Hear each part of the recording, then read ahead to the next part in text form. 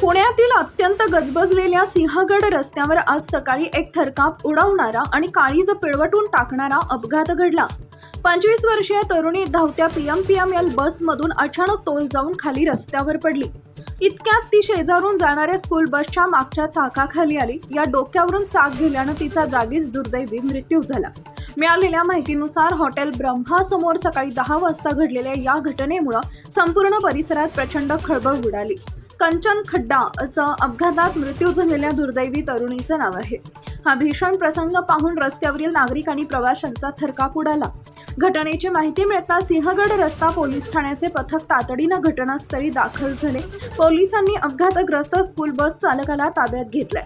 PMPML रस्त्यावर धावत असताना दरवाजा उघडा होता की अचानक ब्रेक मारल्यामुळे तरुणीचा जीव गेला। या सर्व प्रश्नांचा सविस्तर तपास सिंहगड पोलीस करत आहेत। टाइम्स ऑफ महाराष्ट्रसाठी शिवानी लकडे यांचा रिपोर्ट, पुणे।